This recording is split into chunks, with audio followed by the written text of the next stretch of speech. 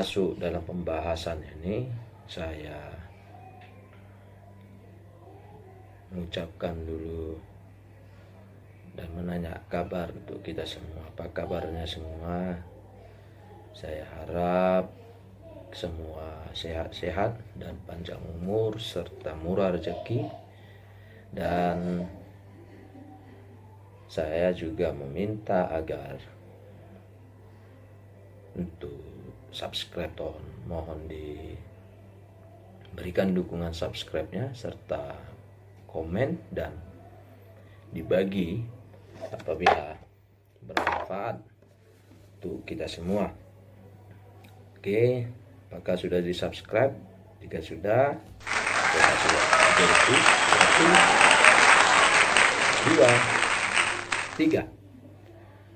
Oke, terima kasih bagi yang sudah subscribe, saya ucapkan terima kasih dan sehat selalu. Bagi yang belum, silakan tekan tombol subscribe dan lambang lonceng sebagai notifikasi biar saudara-saudara menjadi orang yang terdepan mendapatkan video ini di channel Abercio Panggabean. Oke, saya akan memulai tips dan kiat menjadi legal atau staf hukum suatu perusahaan. Staf hukum suatu perusahaan membutuhkan suatu seni atau karakter tersendiri. Memang terkadang agak gampang-gampang sulit ya. Gampang-gampang sulit.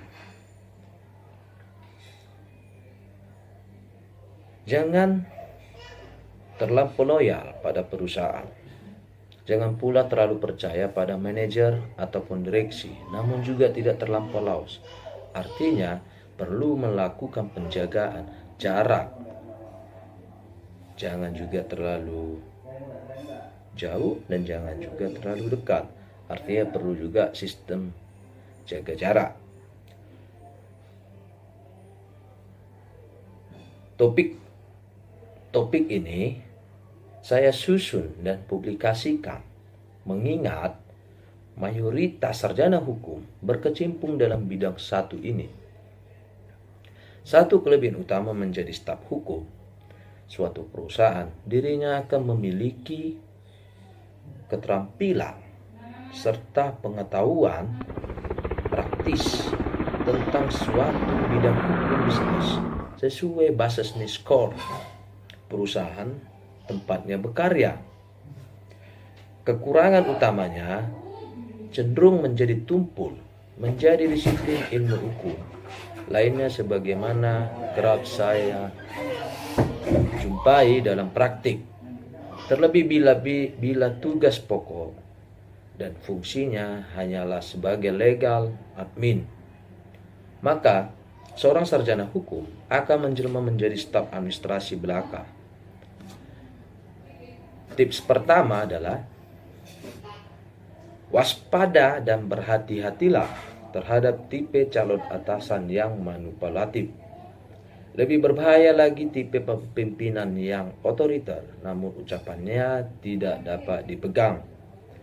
Lebih baik berkarya pada pengusaha yang memiliki komitmen pada konsistensi antara ucapan dan praktik sehari-hari. Dan yang menjadi perusahaan yang paling ideal ialah perusahaan yang taat hukum dan beroperasi lurus-lurus tanpa belok-belok. Satu ini baru sangat susah dijumpai. Sekali Anda mendapatkan adanya inkonsistensi antara ucapan dan tindakan dari perusahaan, berada jarak ataupun mengundurkan diri. Karena seseorang pimpinan dengan perilaku munafik cenderung akan mengulangi kemunafikan yang sama di kemudian hari dan siap-siap Anda dijadikan kambing hitam atau dijadikan kambing hitamnya. Tips kedua, jangan terlampau loyal terhadap perusahaan tempat Anda bekerja. Rata-rata tipe pengusaha adalah tipe penghisap, bukan sinterklas yang ada untuk kebaikan Anda. Perhatikan dan utamakan pula diri Anda sendiri. pastikan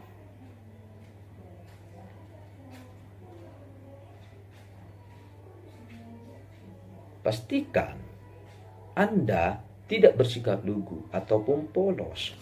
Sikap kedua ini akan menjadi sasaran empuk tipe pengusaha yang manipulatif. Ingat, Anda bekerja untuk menyambung hidup, bukan hidup untuk bekerja bagi sang bos. Untuk apa pula Anda banting tulang dalam arti sesungguhnya bila yang diuntungkan hanya atasan Anda? Adalah munafik. Ada pengusaha mengatakan reward berbasis prestasi dan kontribusi.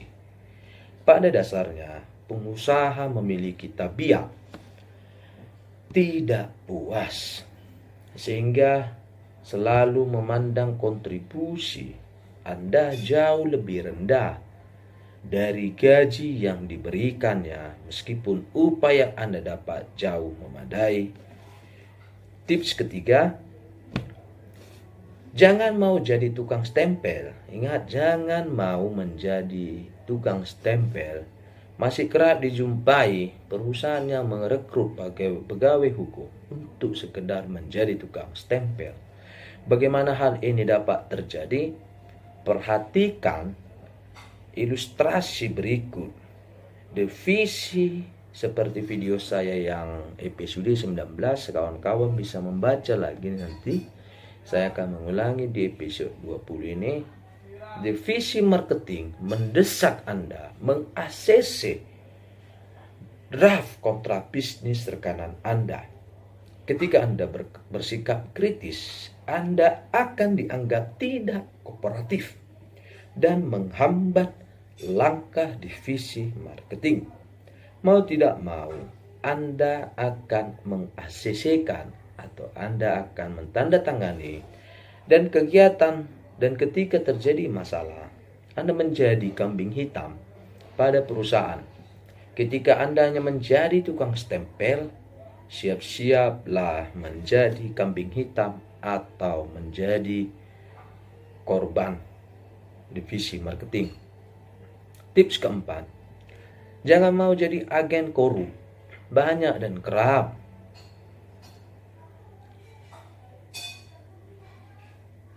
Tips keempat ini sudah saya bahas juga di episode 19. Jadi semua nanti bisa tonton ulang di episode 19. Yang keempat ini, jangan mau jadi agen korup. Banyak dan kerap terjadi hingga hari ini. Pegawai hukum dijadikan agen korup, di mana atasan memerintahkan sang pegawai untuk menyerahkan suatu bungkusan hitam kepada seseorang pejabat. Mendadak Anda merasa bangga diberikan titipan oleh atasan Anda, tetapi Anda terkejut. Anda tertangkap operasi tangkap tangan atau OTT oleh Komisi Pemberantasan Korupsi. Dan alhasil Anda akan sangat terkejut. Isi bungkusan adalah uang suap. Bagaimana tanggapan atasan Anda? Pasti atasan Anda akan mengatakan, saya tidak tahu menahu atau perbuatan anak buah saya. Janganlah menjadi bumper. Saya pernah menyampaikan, ketika dilema demikian kita hadapi, kita harus siap mengambil pilihan untuk hengkang atau mengundurkan diri. Tips kelima, jangan mau bantu pengusaha kotor. Mungkin Anda akan diminta untuk mencari celah hukum agar dapat mem-PHK, pemutusan hubungan kerja, para karyawan tanpa perlu perusahaan membayar pesangon sepersen pun, atau kejahatan dan kekotoran lainnya seperti celah hukum, penghindaran pajak ataupun praktik-praktik licin lainnya. Maka ingatlah, bahwa Anda pun dapat diperlakukan sama oleh perusahaan atau pengusaha seperti pengusaha tersebut memperlakukan karyawan lainnya. Jangan berasumsi, jangan beranggapan bahwa perusahaan akan loyal kepada Anda. Jangan pernah berasumsi seperti itu. Pengusaha selalu memiliki semboyan. Habis manis, sepah dibuang. Dan ini fakta. Sehingga kita tidak dapat memungkiri hal tersebut. Tips keenam, hindari calon pimpinan yang meminta Anda menjadi yes bos, yes man, oke bos, siap bos. Tipe pimpinan semacam ini terbukti secara empiris Anda adalah tipe eksploitatif, dalam arti akan memanipulasi dan memperalat Anda tanpa rasa malu dan tanpa segan. Adalah kebohongan besar ketika calon pimpinan tersebut akan mengatakan kepada Anda bahwa Anda dibuat repot setengah mati agar Anda dapat menjadi bertumbuh besar. Adalah orang bodoh yang mau percaya mitos demikian. Dengan akal sehat, kita perlu bersikap rasional. Setiap pengusaha berorientasi keuntungan setinggi-tingginya dengan modal serendah-rendahnya. Dan tidak terkecuali modal biaya untuk membayar sumber daya manusia. Anda bukan sapi perah dan Anda dapat berkembang di mana saja, bukan hanya untuk tempat tersebut. Dunia tidak selebar daun kelor.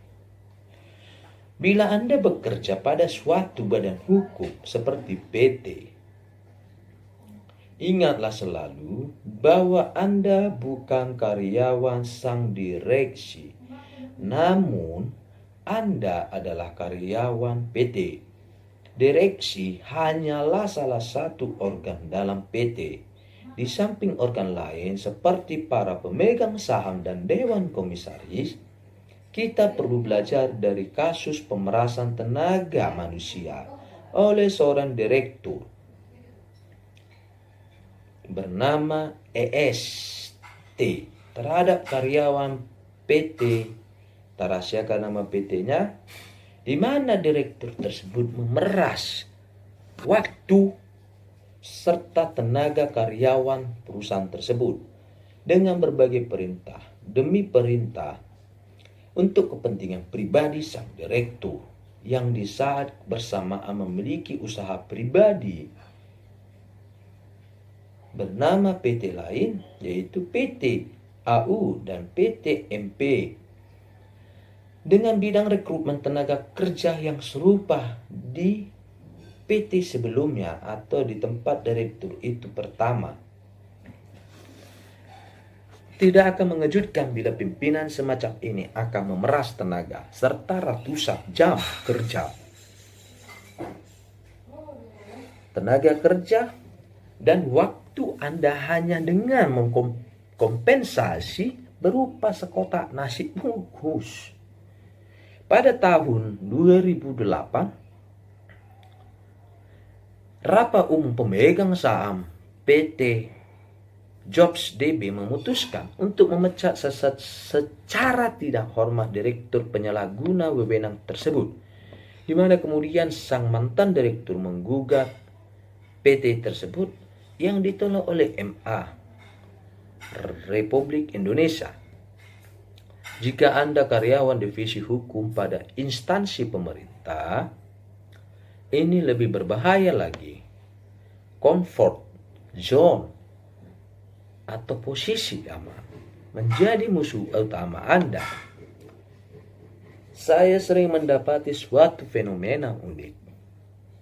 Staf hukum instansi pemerintah memiliki pengetahuan serta keterampilan hukum yang demikian tumpul. Zona nyaman memang berbahaya, tak terkecuali perusahaan swasta. Anda mungkin harus melepas potensi besar pesangon demi mencari tempat kerja baru, di mana Anda bisa menggali potensi lebih besar lagi ketika pada suatu titik Anda mencapai titik buntu dalam pengetahuan. Dan keterampilan hukum merupakan investasi hukum, merupakan investasi itu sendiri ketika Anda menjelang pensiun. Tips yang terakhir yaitu tips ketujuh. Tetap berfokus pada kelebihan utama Anda. Dan selalu ingat bahwa waktu adalah sumber daya manusia yang sangat berharga. Tipe pimpinan manipulatif biasanya akan selalu menjatuhkan mental dan kepercayaan diri Anda sehingga dapat dimanipulasi dengan cara berfokus pada segala kelemahan Anda. Segala yang menurut kacamata sang pimpinan adalah kelemahan akan senantiasa menjadi peluru yang berguna menekan Anda. Tempat kerja demikian adalah tidak sehat dan harus dihindari karena Anda tidak akan bertumbuh. Justru Anda tidak akan dapat maju. Sehingga Anda akan dihisap hingga Anda benar-benar kering dan tidak berdaya. Jangan biarkan waktu Anda habis hanya demi kepentingan pribadi pimpinan Anda atau perusahaan tempat Anda bekerja.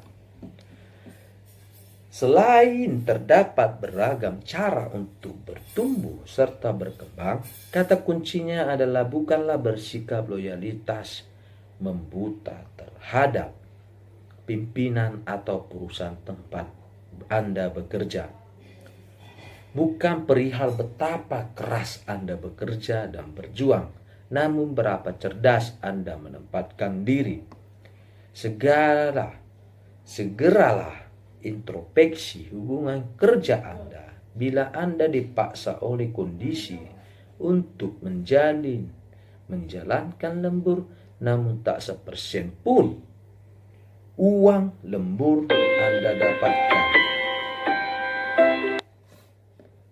dapatkan.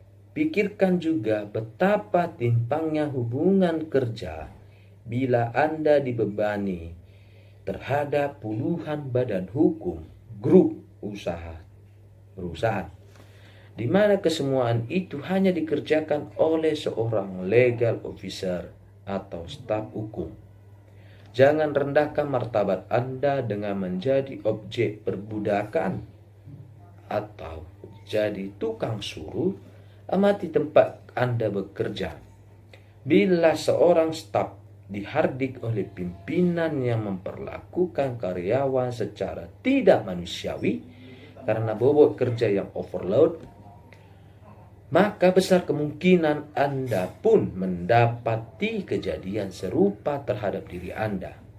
Prinsip utamanya ialah tempat kerja yang ideal merupakan sebuah hubungan simbiosis mutualisme antara perusahaan dengan karyawan hukumnya serta karyawan-karyawan lainnya. Terdapat prinsip take and give. Ketika prinsip tersebut menjadi tidak berimbang, jangan berpikir dua kali untuk mencari tempat bekerja yang lebih baik. Terlebih bila Anda tidak mendapati bukti tertulis perjanjian kerja dan bukti perikatan akan besaran gaji ataupun janji akan hak-hak Anda lainnya. Sekali Anda menemui fakta bahwa Anda tidak diberikan bukti tertulis perikatan hubungan kerja, segera sadari etikat kerja Anda. Sekian, itulah tips dari saya bagaimana menjadi seorang staf legal atau kiat untuk menjadi staf legal di perusahaan maupun di instansi pemerintah. Sekian dari saya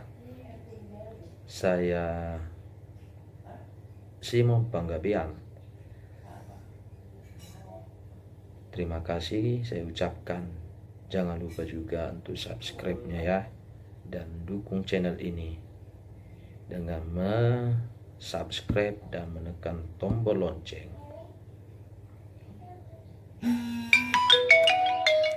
Dan jangan lupa untuk tekan tombol loncengnya, dan jika bermanfaat share kepada teman-teman. Sekian dan terima kasih saya ucapkan. Salam istimewa.